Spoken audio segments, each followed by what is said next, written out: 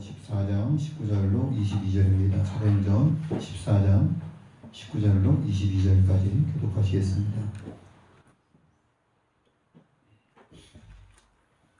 유대인들이 안디옥과 이고니온에서 와서 무리를 충동하니 그들이 돌로 바울을 쳐서 죽은 줄로 알고 시외로 끌어내치니라. 지휘관들이 불러섰을 때 마음이 일어나 무서움이 일어나다가 죽은 사람과 함께 보내놓았고 복음을 그 성에서 전하여 많은 사람을 제자로 삼고 루스드라와 이고니온과 안디옥으로 돌아가서 지휘관들의 마음을 굳게 하여 이 믿음의 머리를 쌓고 또 우리가 하나님의 나라에 들어가려면 많은 사람을 접해야 할 것이다. 아멘. 이 시간 평화로운 토끼 나라에 커다란 뱀이 나타났습니다. 그 뱀은 날마다 토끼를 한 마리씩 잡아먹었습니다. 공포에 질린 토끼들은 집 밖으로 나가지 못하게 되었습니다. 사랑하는 짝을 잃고 자신의 왼쪽 발마저 뜯겨버린 절름발의 토끼가 생각했습니다. 어떻게 해야지 예전에 평화로웠던 토끼 나라를 회복할 수 있을까? 오랜 시간 고심한 끝에 절름발의 토끼는 큰 결심을 하고 집 밖으로 나갔습니다. 그리고는 형형백색의 예쁜 버섯을 마구 뜯어먹기 시작했습니다. 맛있는 멋있게 보이는 예쁘게 생긴 그 버섯은 대부분 무슨 버섯이에요? 독버섯. 이 토끼가 독버섯을 모르고 먹었을까요? 알고 먹었을까요? 알고 먹었어요. 일부러 먹었어요. 막 뜯어먹었어요. 그리고 머리가 어찌랍니다. 토끼는 비틀거리면서 뱀 불 앞에 서서 큰 소리로 외칩니다. 고약하고 흉악한 놈 나와! 그러니까 뱀이 하도 기가 막히게 하고 이게 미쳤나 호기단차에 잘 됐군. 뱀은 스르륵 불에서 나와서 절름발의 토끼를 꿀꺽 삼켰습니다. 그 뱀이 굴 밖으로 나올 수 있었을까요? 없었을까요? 굴 밖으로 못 나왔습니다. 독버섯을 먹은 토끼를 먹고 뱀이 죽었습니다. 그리고 토끼 나라에는 평화가 찾아왔습니다. 희생적인 삶, 한 사람의 희생, 한 마리 토끼의 희생을 통해서 토끼 나라의 평화가 찾아왔습니다. 우리의 소원은 무엇인가? 백범 김구 선생님에게 묻습니다. 당신의 소원은 무엇입니까? 우리나라의 자주 독립입니다. 완전한 자주 독립입니다. 완전한 자주 독립입니다. 백범 김구 선생의 소원은 이 나라 이민족의 완전한 자주 독립입니다. 그것이 백범 김구의 소망이고 희망이었습니다. 아까 인터넷 뉴스를 보니까는요. 소울 자동차가 가드레일을 받고 전복이 됐습니다.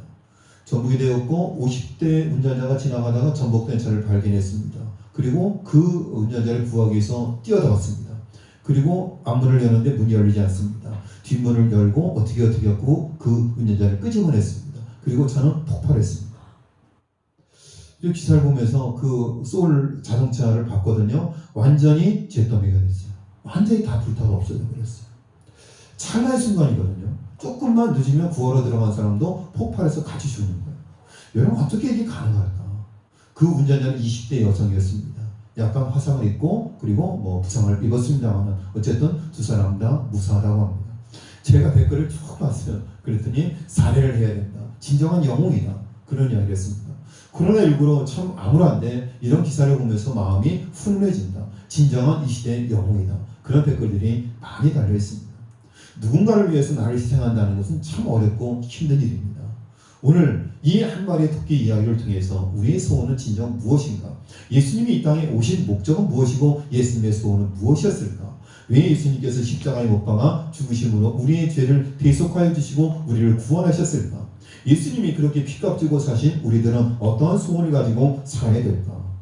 찬송가 450장 내 평생 소원 이것뿐. 이 찬양은 빌립보서 1장 20절 21절의 말씀을 배경으로 기록된 찬양입니다.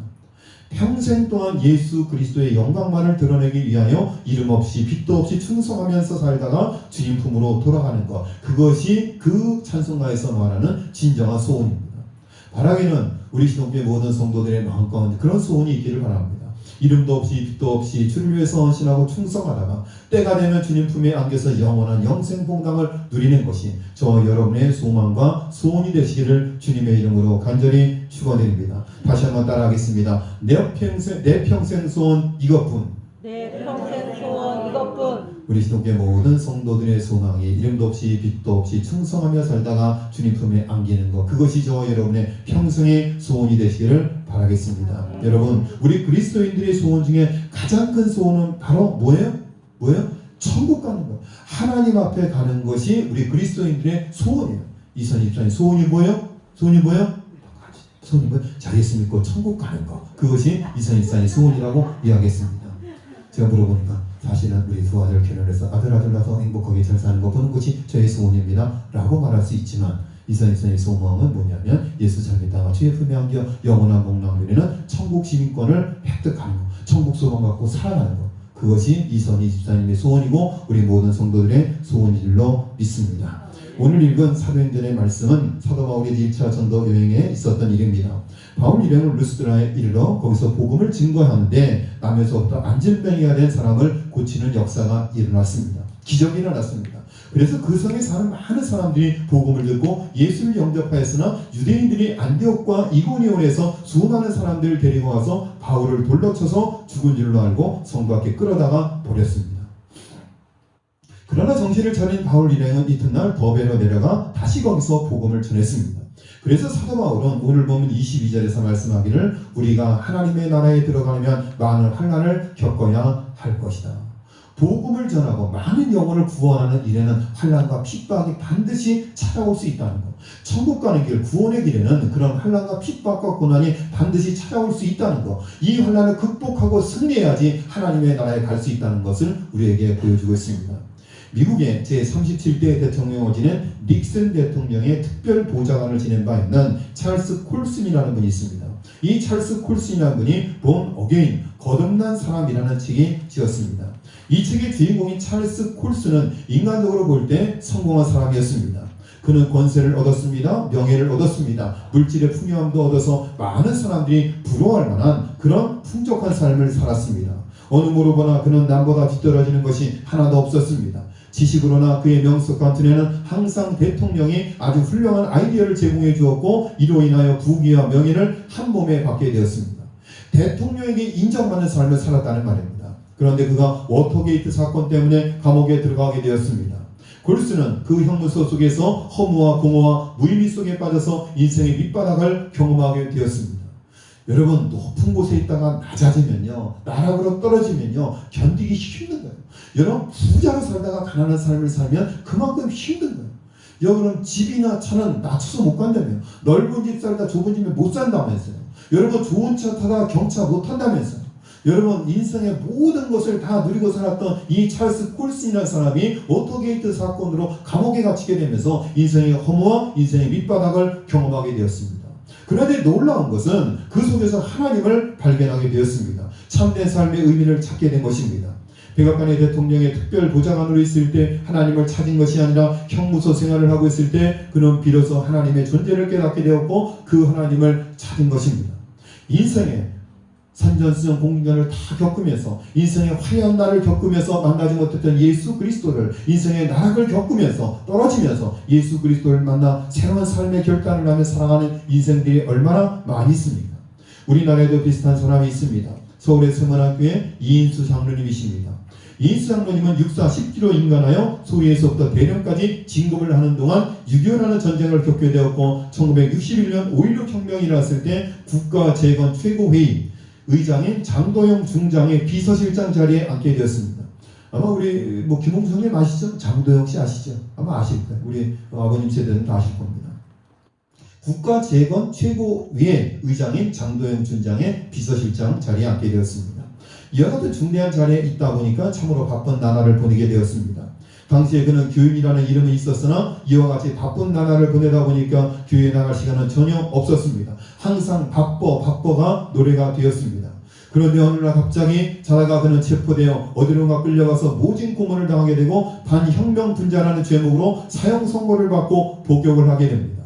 마치 하늘을 비상하던 새 한 마리가 보수가 쏜 총에 맞아 날개가 꺾여 땅에 곤두박질하고 사냥개에 물려가는 꼴이 된 것입니다. 여러분, 권세를 누리는 사람이 하루아침에 역적이 된 것입니다. 반혁명 분자가 된 것입니다. 그가 갇혀있는 감옥은 앉아서 고개를 들 수도 없이 천장이 낮고 누우면 다리를 뻗을 수가 없는 작은 사과개짝 같은 감방이었습니다. 그러나 그는 이곳에서 성경을 읽기 시작하였고 지난날의 신앙생활을 제대로 하지 못한 것을 회개하기에 이르렀습니다. 그리고 또 한 가지 깨달은 것은 항상 바쁘다고 하면서 바쁘지좀 않았으면 좋겠다고 하던 말이 생각이 났습니다. 너무나 바빴어요. 그러니까 나 좀 바쁘지 않았으면 좋겠다. 그런데 정말 안 바쁘게 됐잖아요.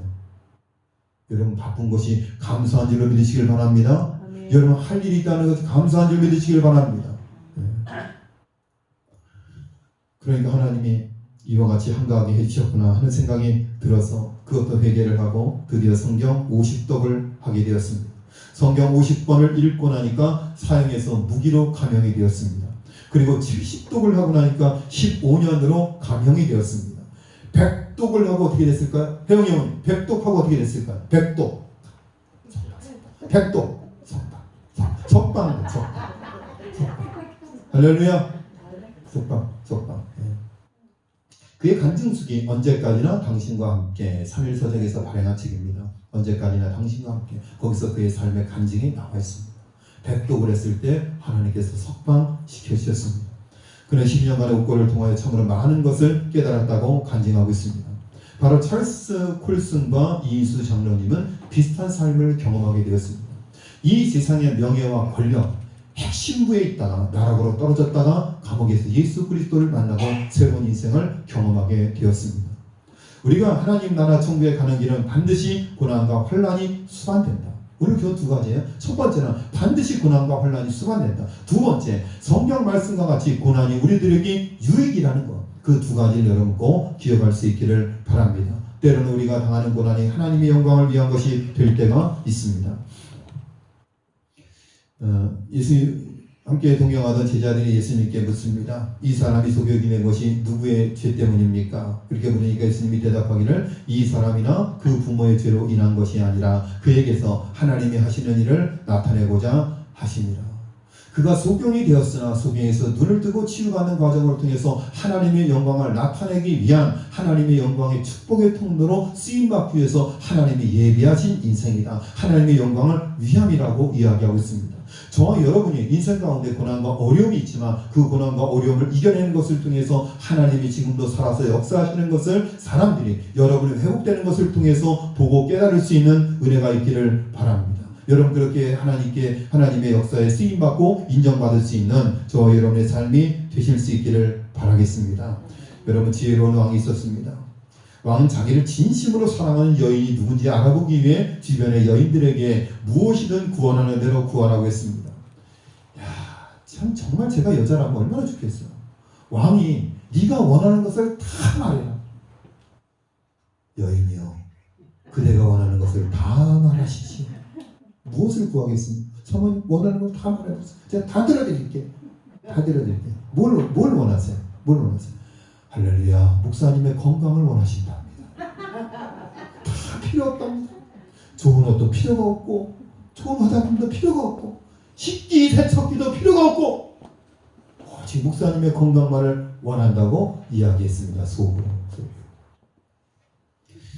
그러니까 그녀들이 신이라서 가장 값비싸고 좋은 것이 무엇일까 행복한 고민에 빠졌습니다. 저마다 원하는 것을 말했고 왕은 약속대로 그 소원을 다 들어줬습니다. 그런데 유독 한 여인만 아무것도 구하지 않았습니다. 왕은 그녀에게 왜 아무것도 구하지 않느냐고 물었습니다. 왕이요 저는 아무것도 필요 없습니다. 다만 왕 한 분만을 원합니다. 라고 저희 집사람처럼 답변을 했습니다. 왕은 크게 기뻐하며 평생토록 그 여인을 사랑하며 살았다고 합니다. 여러분 이게 동화 같은 이야기인데요. 정말 이러기 쉽지 않죠. 우리들 역시 왕의 여인들과 조금도 다를 바가 없습니다. 모든 것을 가진 왕을 구하는 것이 아니라 왕이 가진 것 중에 지극히 작은 일부를 구하는 어리석음을 범하기 때문입니다. 여러분 왕 한 분만을 모시면 우리는 다 누릴 수 있어요. 그런데 뭐 좋은 옷, 보석 이런 것들을 원한단 말입니다. C.S. 루이스는 말합니다. 하늘을 겨냥하여 살라. 그러면 땅은 덤으로 얻을 것이다. 땅을 겨냥하며 살라. 그러면 땅도 하늘도 다 잃을 것이다. 여러분 이해가 되세요? 하늘을 겨냥하며 살라. 그러면 땅은 덤으로 얻을 것이다. 땅을 겨냥하며 살라. 그러면 땅도 하늘도 다 잃을 것이다.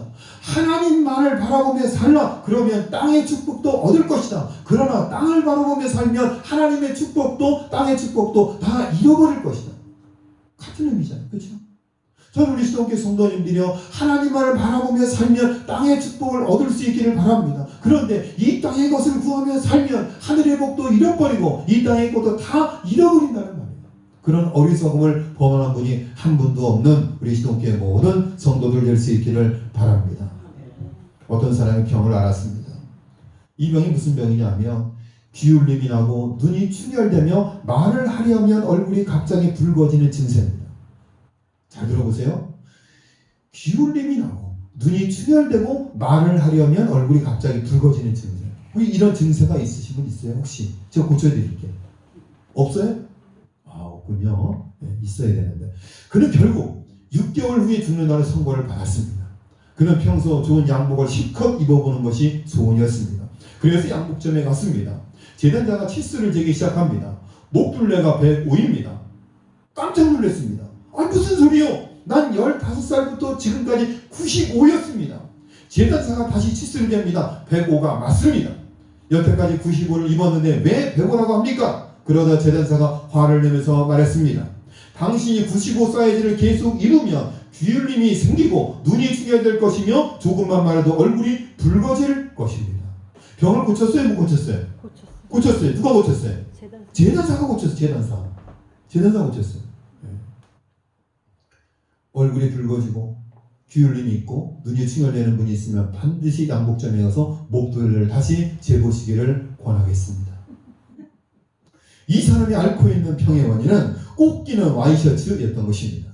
인간의 모든 문제에 대한 해결책은 바로 예수 그리스도입니다. 예수 그리스도를 믿을 때 모든 문제가 해결되는 줄 믿으시기를 바랍니다. 아멘. 모세는 광야에 묻혀 40년의 시간을 보냈습니다. 하나님께서 꺼내 그를 사명의 장에 놓은 후에도 그는 광야에서 또 40년을 보냅니다. 출애굽을 했으나 가나안 입성은 못했습니다. 모세의 꿈에 비하면 그의 삶은 절반의 완성에 불과할 뿐입니다. 그러나 누가 모세를 실패자라고 말할 수 있겠습니까? 누가 그의 삶이 허탄하다고 하겠습니까? 그의 소원은 이스라엘 민족, 이스라엘 백성을 데리고 출애굽하는 것이었습니다. 비록 눈앞에서 가나안 입성하지 못했지만 느보산에서 목숨을 잃었지만 그가 평생에 했던 수많은 기적보다 하나님 명령에 순종하여 가나안에 들어가지 않고 그대로 목숨을 거두며 하나님 말씀에 순종한 것이 평생의 기적을 행함보다 더 가치 있다고 성경은 말하고 있습니다. 사랑하시는 동교회 성도님 여러분, 여러분의 소원은 무엇입니까? 때로는 내가 영광 거두지 못한다 할지라도 다른 영혼을 살릴 수 있다면, 교회를 살릴 수 있다면, 내가 그 영광의 자리에 가지 못하고 천국에 간다 할지라도 그것만으로 감사하며 하나님께 영광 올려드릴 수 있는 저와 여러분의 삶이 될 수 있기를 바랍니다. 인생의 성패는 성취 여부에 있지 않고 하나님의 사랑으로 서 있는 데 있는 것입니다. 모세는 비록 가나안 땅에 들어가지 못했지만, 자신의 소원을 성취하지 못했지만 끝까지 하나님의 사랑으로 서 있었습니다. 하나님의 명령에 순종했습니다. 저와 여러분의 소원은 하나님 나라 천국 가는 것입니다. 여러분 혼자 가시겠습니까? 함께 손잡고 같이 갈 사람 있지 않습니까? 여러분의 소원, 여러분의 가족과 함께 이루실 수 있기를 주님의 이름으로 간절히 축원을 드립니다. 사랑과 내가